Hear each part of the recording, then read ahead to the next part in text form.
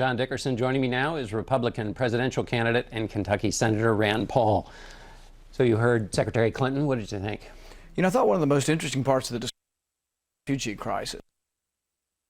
I think, frankly, that Hillary Clinton bears some of the responsibility for the crisis. Thomas Friedman wrote an op-ed about a couple weeks ago, saying that basically Iran and Saudi Arabia have been arsonists, throwing gasoline on the flames there. But in a way, so is Hillary Clinton's policy of putting arms into that situation. They say, oh, we're going to give them to the good people. But it really wasn't possible, I think, to find the good people. And so many of the people were al-Qaeda, al-Nusra, and some of these people became ISIS. So it was really a bad idea, and continues to be a bad idea, to arm the allies of ISIS, to arm the allies of al-Qaeda. So what would you do in this situation? Well, you know, you had bad people on both sides. I mean, Assad is a person who gassed his own people, but on the other side, you have really the remnants of the people who attacked us, or people with a similar ideology to al-Qaeda who attacked us. So really arming either of the sides was a mistake. But there are people caught in the middle. There are 2 million Christians in Syria, and they're caught in the middle. And if you ask them who they would rather have, Assad or ISIS, they'd all tell you Assad. And even though as bad as he is, Christians feel a little safer under Assad than they do under ISIS. But we shouldn't do anything to push back Assad or to bomb Assad or to defeat Assad, because really what that does is it opens a space for ISIS. What did you think about the Secretary's idea of 65,000 Syrian refugees coming into the United States? You know, my first thought is that, you know, some of the arsonists should accept some of the refugees. Saudi Arabia doesn't appear to be willing to take any.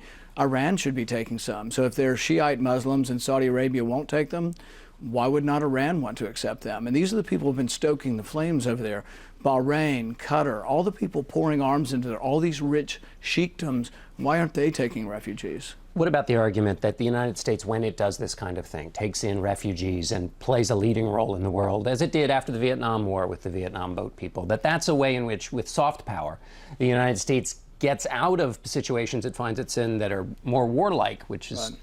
Well, I have a great deal of sympathy, obviously, for the people who are displaced, and you can't see the pictures of that, you know, young boy that drowned over there and not have a great deal of sympathy.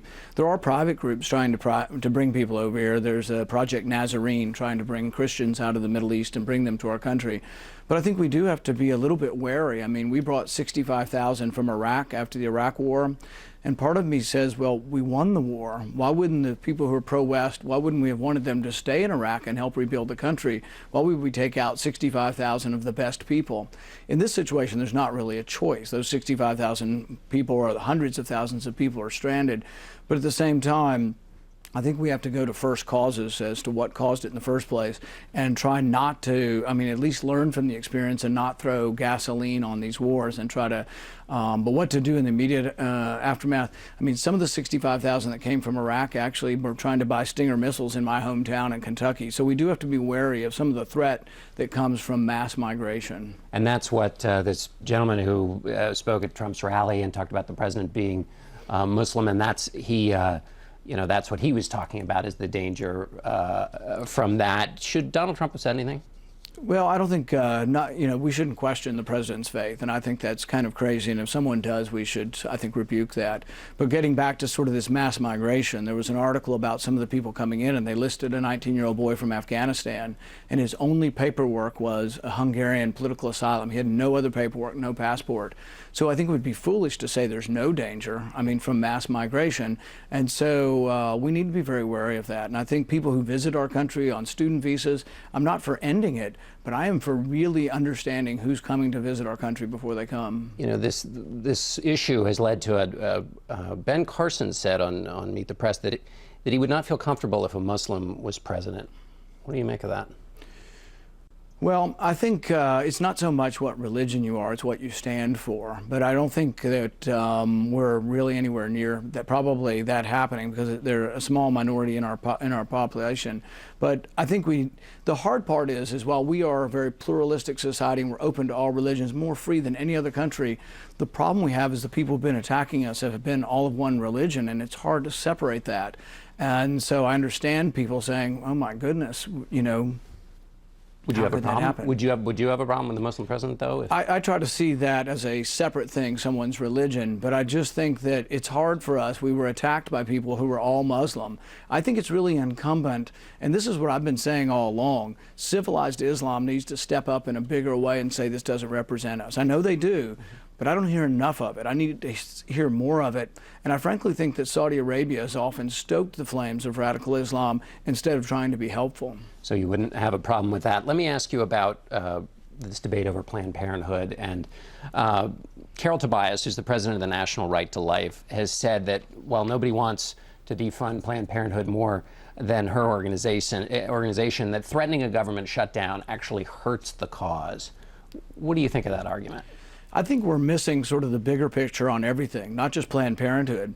We borrow $1 million a minute. So if you do a continuing resolution, you're acknowledging that the government's broken, but you're going to vote to continue spending money at a rate that is unsustainable. So it's not just Planned Parenthood, it's everything.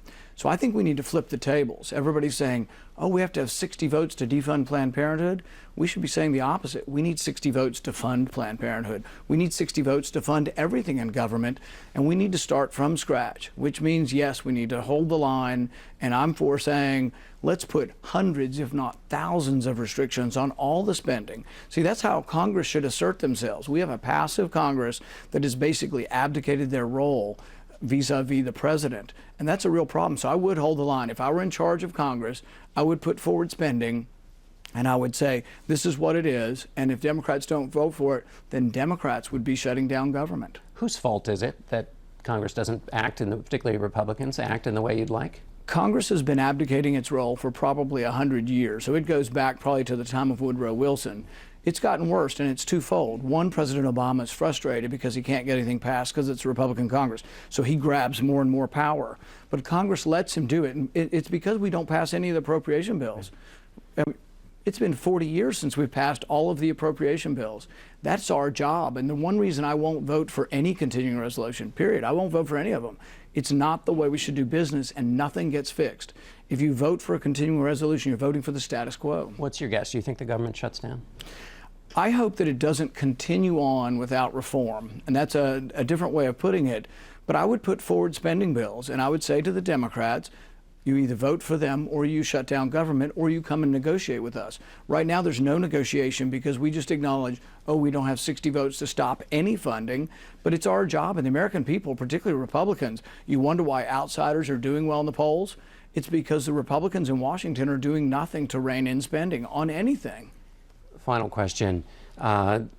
As I talked about with Secretary Clinton, there's a big appetite for outsiders. That used to be what they said about you when you came in. Oh, they still do. You just have to listen. They still do.